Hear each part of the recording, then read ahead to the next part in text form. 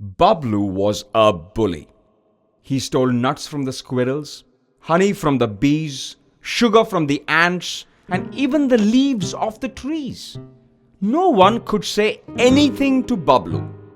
This was because Bablu was an elephant. He was 10 feet tall and he weighed 4,000 kilos.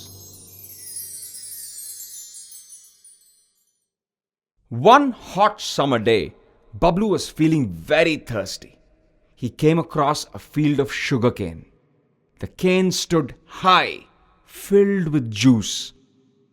Bablu saw the sugarcanes and smiled and started to sing.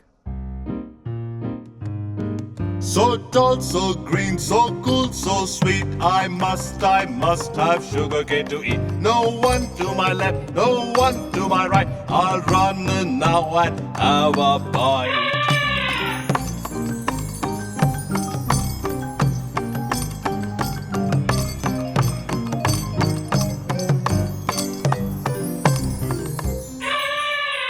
So tall, so green, so cool, so sweet. I must have sugarcane to eat. No one to my left, no one to my right. I'll run in now and have a bite.